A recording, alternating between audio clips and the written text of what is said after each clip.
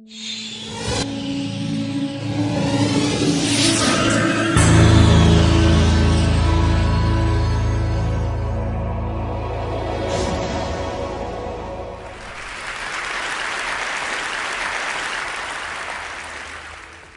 afternoon.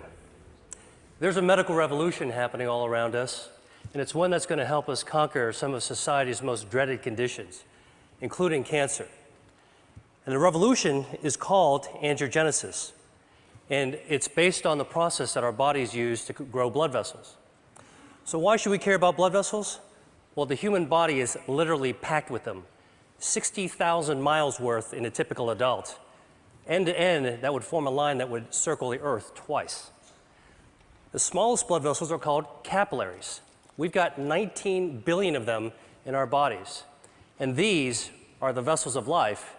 And as I'll show you, they can also be the vessels of death.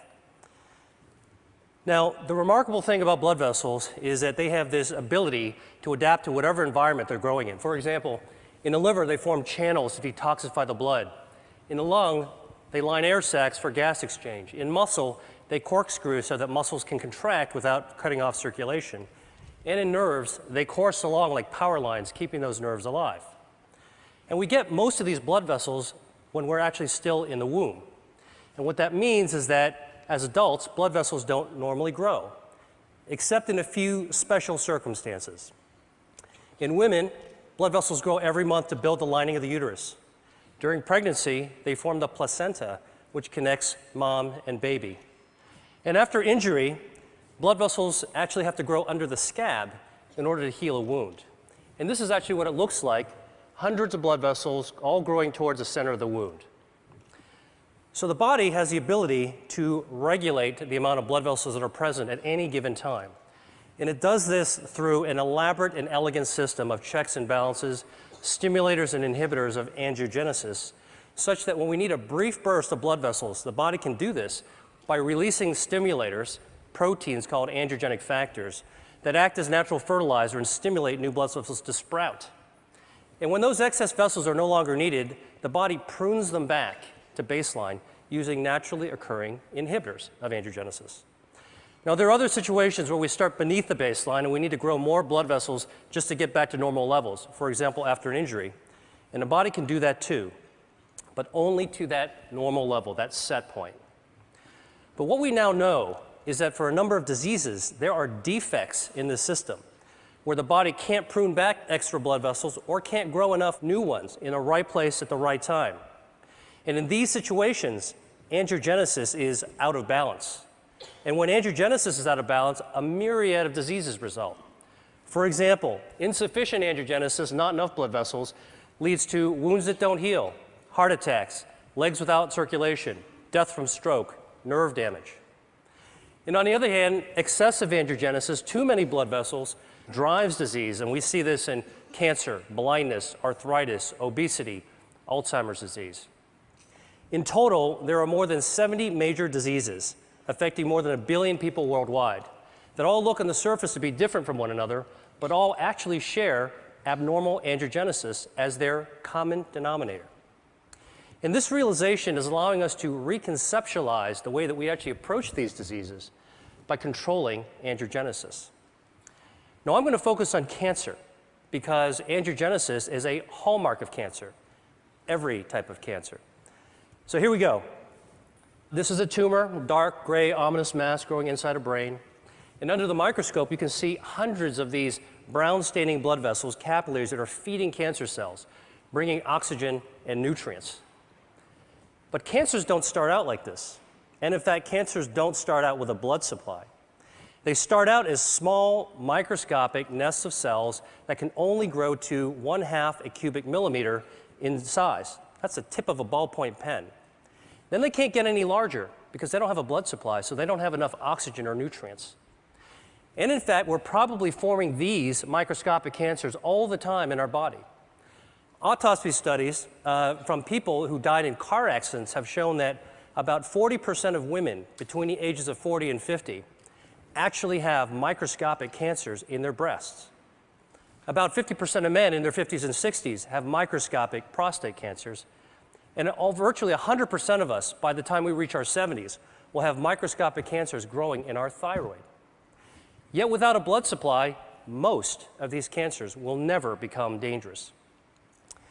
Dr. Judah Folkman, who was my mentor and who was the pioneer of the angiogenesis field, once called this cancer without disease. So the body's ability to balance angiogenesis, when it's working properly, prevents blood vessels from feeding cancers.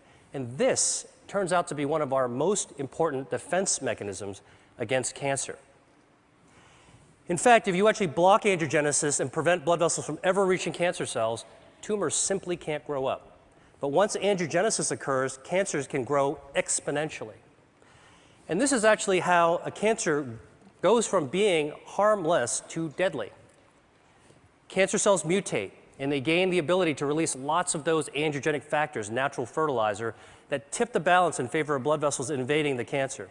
And once those vessels invade the cancer, it can expand, it can invade local tissues, and the same vessels that are feeding tumors allow cancer cells to exit into the circulation as metastases.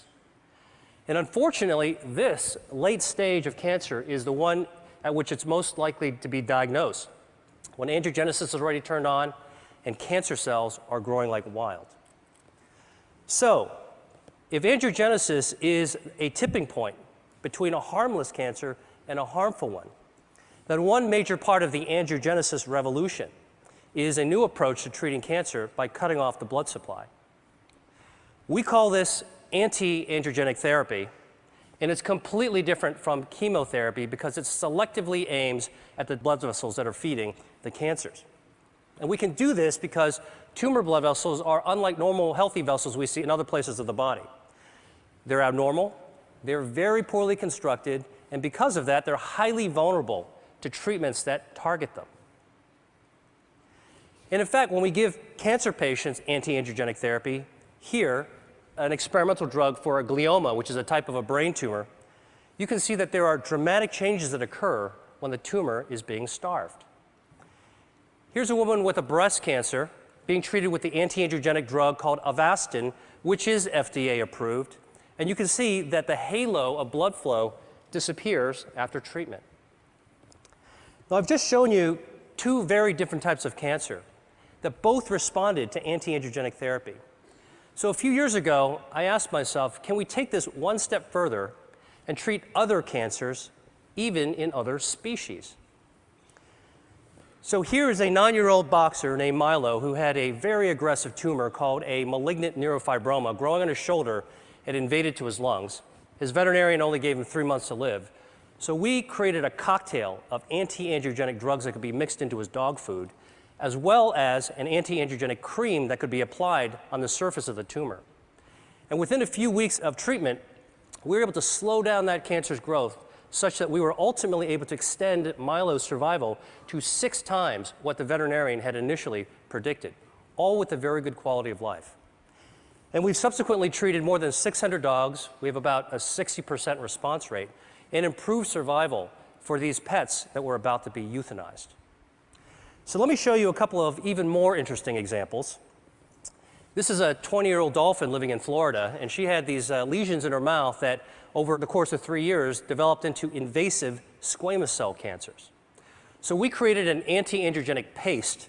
We had it painted on top of the cancer 3 times a week, and over the course of 7 months, the cancers completely disappeared, and the biopsies came back as normal.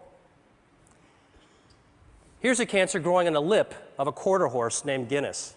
It's a very, very deadly type of cancer called an angiosarcoma, had already spread to his lymph nodes. So we used the anti-angiogenic skin cream for the lip and the oral cocktail so we could treat from the inside as well as the outside. And over the course of 6 months, he experienced a complete remission. And here he is 6 years later, Guinness, with his very happy owner. Now, obviously, anti-angiogenic therapy could be used for a wide range of cancers. And in fact, the first pioneering treatments for people as well as dogs are already becoming available. There's 12 different drugs, 11 different cancer types, but the real question is, how well do these work in practice? So here is actually the patient survival data from 8 different types of cancer. and the bars represent survival time taken from the era in which there was only chemotherapy or surgery or radiation available. But starting in 2004, when anti-angiogenic therapies first became available, you can see that there has been a 70 to 100% improvement in survival for people with kidney cancer, multiple myeloma, colorectal cancer, and gastrointestinal stromal tumors. That's impressive. But for other tumors and cancer types, the improvements have only been modest. So I started asking myself, why haven't we been able to do better? And the answer to me is obvious. We're treating cancer too late in the game, when it's already established and oftentimes it's already spread or metastasized. And as a doctor, I know that once a disease progresses to an advanced stage, achieving a cure can be difficult, if not impossible. So I went back to the biology of angiogenesis and started thinking, could the answer to cancer be preventing angiogenesis? Beating cancer at its own game, so that cancers could never become dangerous. This could help healthy people, as well as people who have already beaten cancer once or twice and want to find a way to keep it from coming back.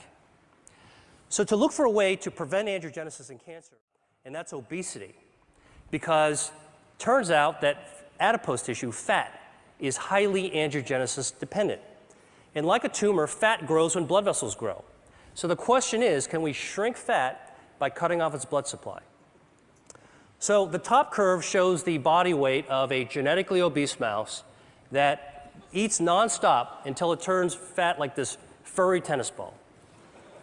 And the bottom curve is the weight of a normal mouse. If you take the obese mouse and give it an angiogenesis inhibitor, it loses weight. Stop the treatment, gains the weight back. Restart the treatment, loses the weight again. Stop the treatment, gains the weight back. And in fact, you can cycle the weight up and down simply by inhibiting angiogenesis. So this approach that we're taking for cancer prevention may also have an application for obesity. The really, truly interesting thing about this is that we can't take these obese mice and make them lose more weight than what the normal mouse's weight is supposed to be.